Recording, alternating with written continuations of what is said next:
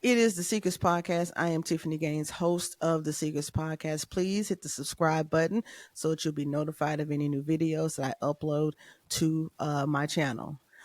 So, to kind of continue the conversation about recent events in the NBA, Draymond Green has been suspended indefinitely by the NBA.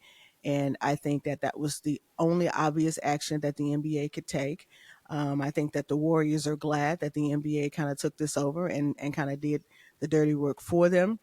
I think that everybody in the Warriors organization knows what this looks like for them. I think they know what it looks like for Draymond.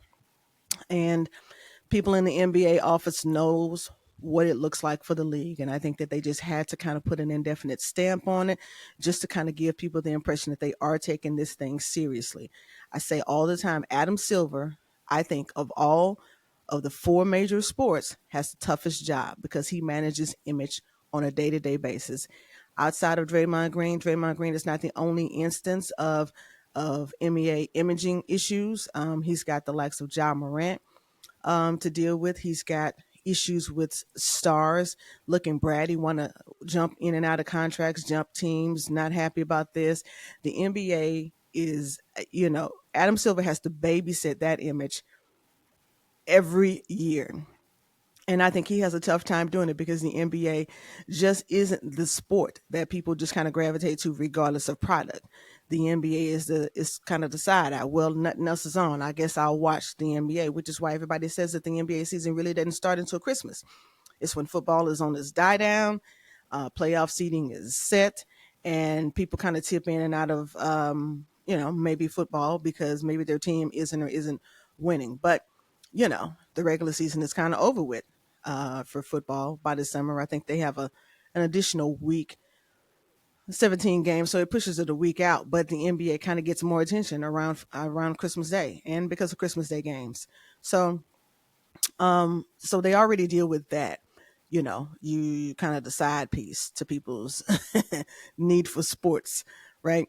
Um, and so, but Adam Silver fights perception all the time. And I think it started really with the Malice in the Palace. And I think just people really not kind of, they never let it go. I don't know why people have such a hard time dealing with the image of the NBA. But I do think, and I've said in the past, I think it is the perception of it, superstar millionaire black athletes who people maybe find bratty, entitled, and don't really want to work and earn their money. I don't know, why stars in all major sports are not bratty and entitled. They are, but I think there is a different perception with the NBA, and I think it has a lot to do with the up close, intimate, personal relationship that fans have with the NBA. You get a closer look into antics, actions, behavior. The Malice in the Palace, was a fight, a brawl that involved fans, and I just don't think that they've really been forgiven for that. And guaranteed contracts, things like that. People have their built-in perceptions away from sports. It's not like they disappear once they start watching a game. Football is a product that I think America as a whole just kind of accepts. These are guys, big, strong guys. Football's a violent sport.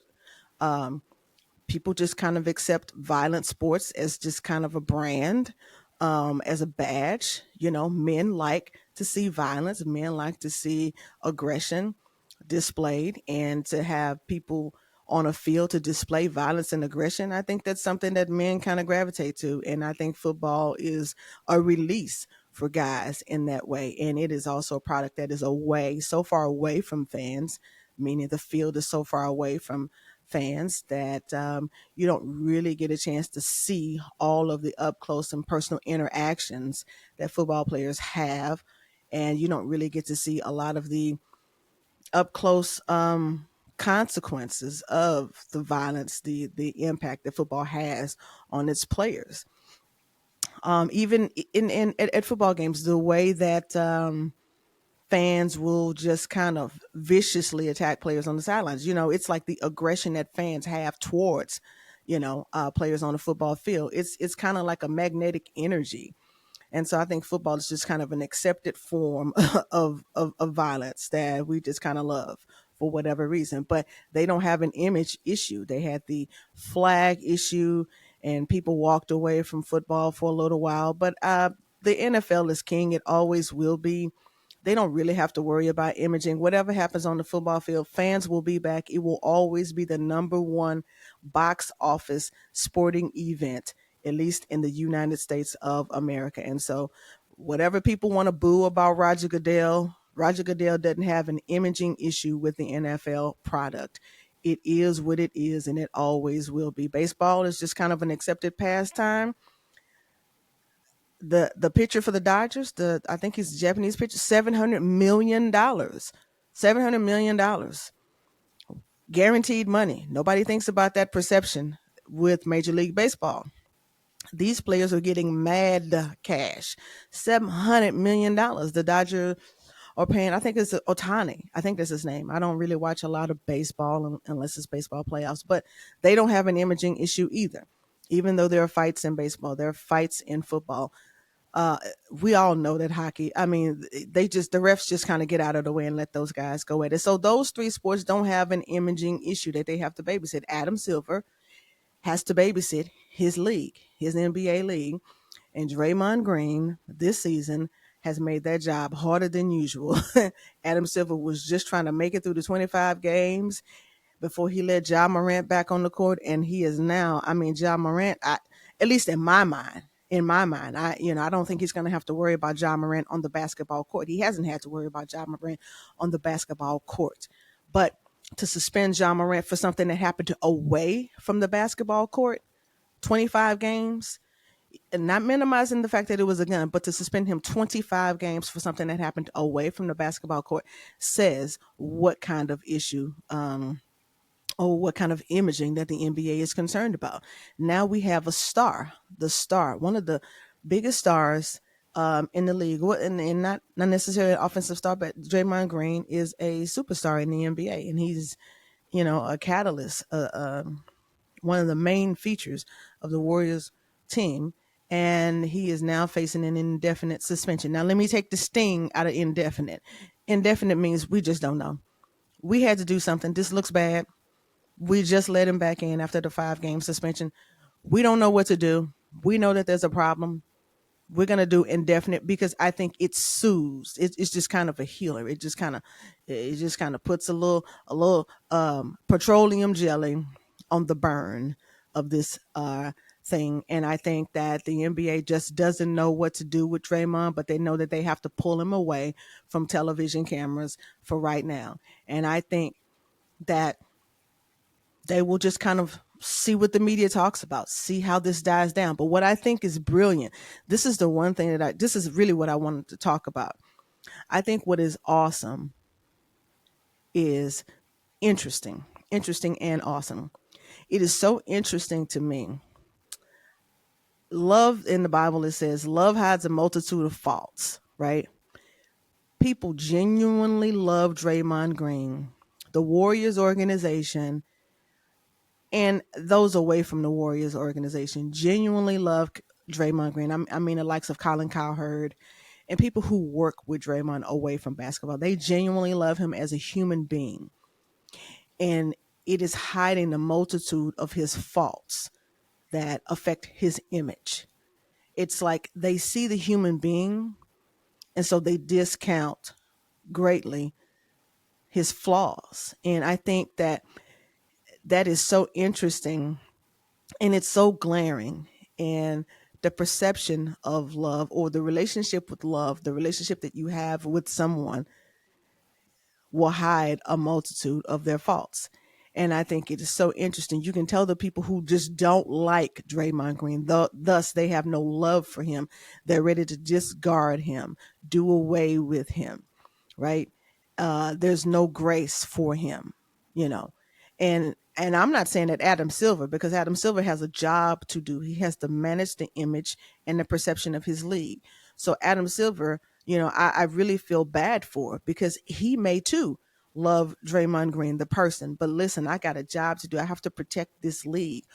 Help me, which is what I've been saying this whole time. Warriors organization, what are you going to do? But it's like at the end of the day, they are too a business, and it's like we got to win. We know that he's a catalyst to our winning, so we just kind of have to talk to him behind the scenes and hope he gets it together. But clearly, that's not been working. But to see people come together and not the people who love him, just not bash, do away with, to almost they have now almost carved him into a sympathetic figure, so much so that it's conversation, the tone in which people are addressing this now. He needs help. They want to be there to support him, and it's important that they do whatever they can to protect him. Draymond, the man, the father, the husband, you know they're not talking about doing away with him because of his antics. They're talking about rallying around him. Tones are soft. um there is not a lot of harshness, at least today, that I've seen. Once the indefinite suspension came down, it seems like the tone has kind of softened. Steve Kerr had a press conference yesterday, I believe, and his tone was soft. Steve Kerr's press conferences in the past with Draymond have just kind of been kind of matter of fact. you know, I think he has grown in relationship with Draymond, because I remember some years back, he was seen mouthing on the sidelines, "I'm so sick of Draymond's shit," right? I still believe that that's true, but I think that they've grown in relationship. And I think it is a beautiful thing to see, you know, to see people kind of rallying around the man and giving the man grace and wanting to save the man. And wouldn't it be so great if, as human beings, regardless of sport, regardless of issue preferences, political preferences, that we just kind of looked at each other the same way that people who love Draymond are looking at Draymond. I know he's done this, this, and this, but we're rallying around him as a man and as a human being. If we just kind of had that kind of genuine grace for each other on a day-to-day basis, right? But we lack relationship. We lack true relationship with each other as human beings, as as as humans, from one creator. The genuine spiritual connection that we all have, one to one. If we could all look at each other in that same way. I don't like what you did, but I'm extending you unconditional love. Colin Cowherd, I waited for him. He was out. Colin Cowherd was out the day after Draymond's ejection, but he came on yesterday and said um, that he was going to support Draymond 100%. He was going to defend his character 100%.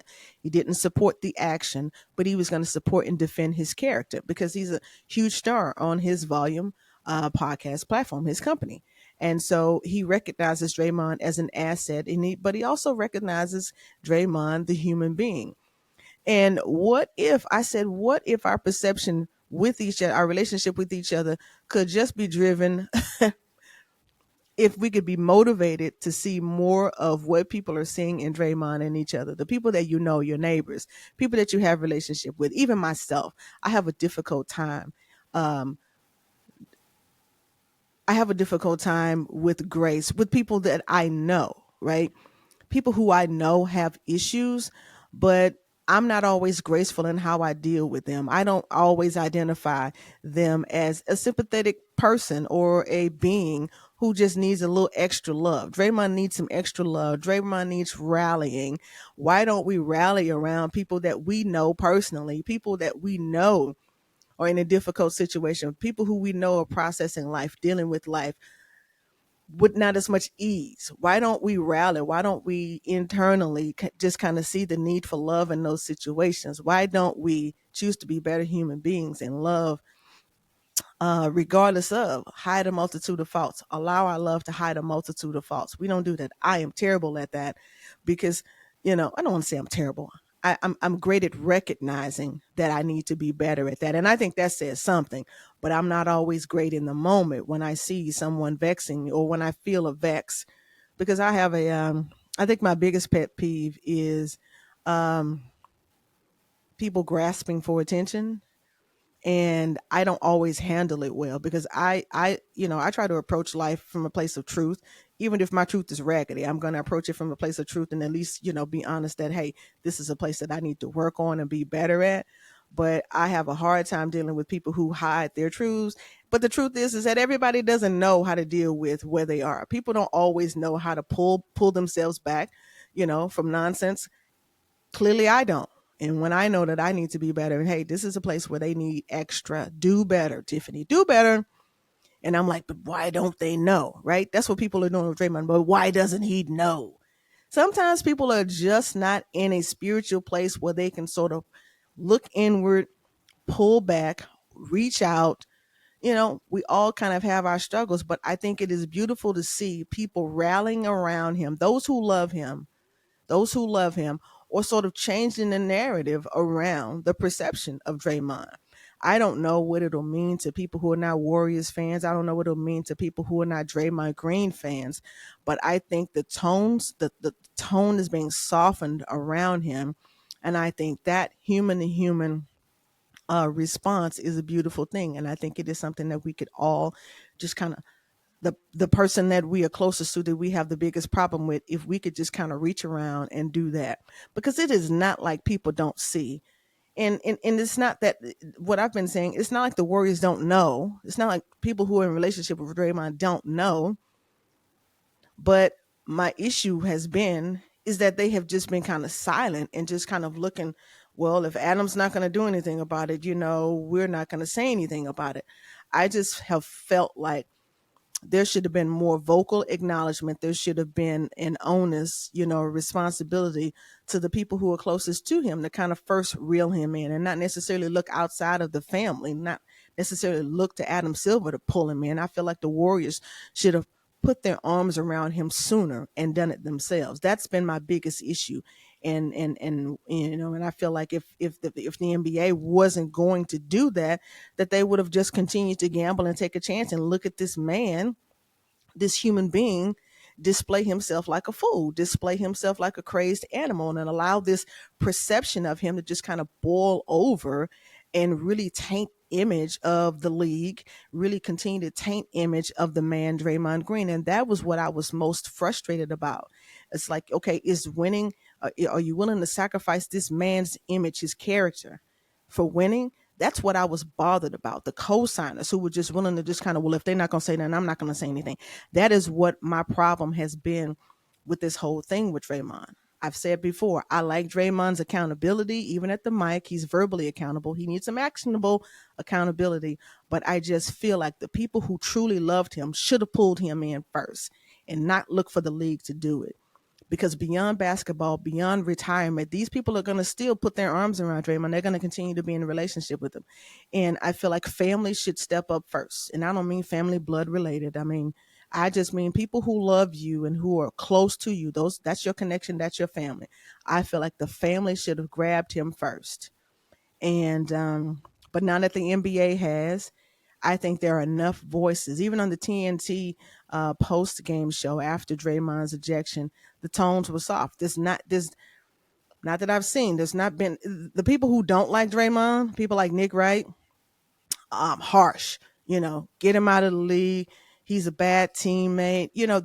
There are harsh critics of Draymond who just think that behavior doesn't have any place, and the behavior does not in the league.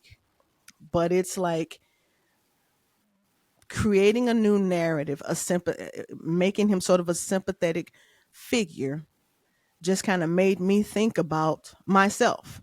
I need to be better at showing more love to people who just kind of need it. You know, be a better model, or be a better example of love hiding a multitude of faults. Show more love, person to person, people who are close to us, who have issues, who have faults, including ourselves, because we want the same thing. If we are struggling with something, we all want people to embrace us and just be patient with us. And so I am acknowledging out loud that I'm going to do better at embracing people and their struggled faults, because I would want the same thing. If my wife had huge issue with me, I'm wonderful. Of course she doesn't have any huge issue with me, of course not. I don't have any huge issue with her, but there are people around me, friends or family, or just people that right, that you have issue with, and we're just so short tempered, want to do away, disregard, I'm through with, I don't have any time for, right? I think the people who are rallying around the man Draymond Green, I think it is awesome. I hope it changes the narrative. It's touched me in a different way to kind of check myself. Hey, look beyond the fault. Isn't that's a song too? I think in the Bible, Lord. Look beyond the faults and see their needs. Is that the Bible or is that a song? I know it has something to do with church and religion. One of them. I don't remember. It's not like I didn't grow up in church, but I just can't remember. Look beyond the faults and see their needs. I don't know if that's a scripture, but anyway, it is a spiritual thing, right? Look beyond faults and see needs. I need to be better at looking beyond faults and seeing needs. And I just know that there's a particular person in my vicinity that I'm personally challenging myself, thinking about this individual. I won't say it out loud. I'm thinking about this particular individual that I need to be better. I need to look beyond faults and see needs. And if there is just one person who was a Draymond Green to us, because you get sick and tired of them doing the same thing, if we can look beyond fault and see need of that individual, look beyond the fault, because we are not without fault ourselves. I think, wow, if we could all do that with each other, if we can just kind of all strengthen our ability to love, exercise our love muscles, exercise the lungs, right, of love, and just kind of look beyond fault and see need the way that people are doing with Draymond Green, the people who love him. And then if we could expand the circle of that, if there's some person in your life that you can kind of look beyond the Draymond Green faults and see need, that would be an awesome thing for us as human beings. Love should be unconditional. And I think that there's more to see here than just Draymond Green's antics. I think the thing that I have taken away from this situation is how many people truly love the man, because there have been a lot of people in sports that have been discarded just because of antics, and we just kind of treat them like animals. We just don't even see the human being anymore. It's like, uh, you know, Bill Romanowski spitting on people. When he did that, I was just kind of out. 49er days, 80s, 90s, I don't know, maybe 90s. I just kind of stopped seeing him as a human being. You spit on somebody on the football field, even though that's probably the one sport that you would probably accept such behavior. I stopped seeing him as a human being. But I've grown since then. We've all grown since then. But yeah, let's challenge ourselves to see need beyond fault. That is what I'm taking away from the Draymond Green situation. Kudos to Adam Silver for helping the Warriors out. That part, do better, Warriors organization. It shouldn't have had to come down to Adam Silver. But yeah, what do we think about that? What do we think about the perception of Draymond being kind of, ushered into a role of ushered into a sympathetic figure? What do we think about that? Skip Bayless was not really on that bandwagon. Skip said, tough love. Hey, it's time for tough love. And I hope that they still give him tough love, but love indeed, right? Let's be tough, but with love. And so what do we think about that? I appreciate the time. I appreciate the listen. Let me know. Jump in the comments. Please hit like. Don't forget to hit your subscribe button. I know this has been a worthy and nutritional, spirited video. I think it is worthy of a like button, right? Tiffany Gaines, host of the Secrets Podcast. I'll speak to everybody soon. Shout out Sister Owen. She said my last ending was terrible. I agreed, but I'm working on that. I don't really know how to exit gracefully. So, okay, everybody, peace.